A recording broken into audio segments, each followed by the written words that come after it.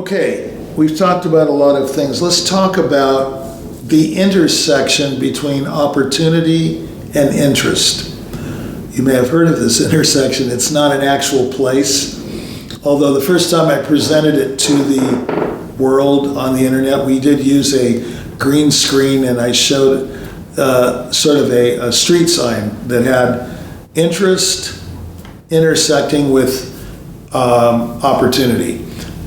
What that means is, and why I'm bringing it up, is this. An engagement opportunity for an artist is not going to happen unless two things happen.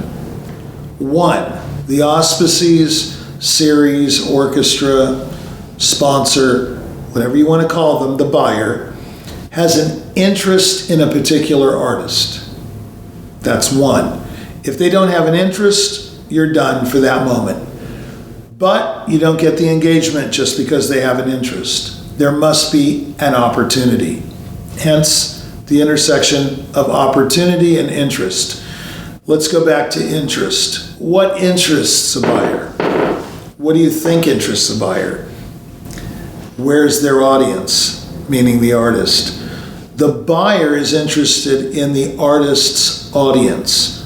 What is an artist's audience? Well, in these days, you might say, well, so-and-so artist has 250,000 hits on YouTube on this particular piece. Let's say, the Beethoven Spring Sonata, the violin and piano sonata. And some violin duo, piano duo has 250,000 hits. Great. That doesn't mean they're going to get engagements. But they do have an audience. Let's not confuse that, or 1 million hits. I don't really know how many hits constitutes a real following. I'm not, IT or internet savvy to that point, but I know that YouTube hits count for something. But interestingly enough, they don't actually pan out into engagements unless other things are in the dough or the mixture or the, in the soup, as I say it sometimes. The soup is composed of many things, but intersection of interest and opportunity is crucial to getting an engagement for an artist. If the series or the sponsor or the artistic administrator or the conductor is interested in an artist, then the artist or the manager of the artist has to produce an opportunity suggestion to the sponsor. Maybe the sponsor has an opportunity. They might say, hey Jack, I'm very interested in this artist and I have a date, January 25th, 2018. Okay, and we're in 2016, let's say. And that's far off. Is the artist available? What is their fee schedule? What are their repertoire offerings?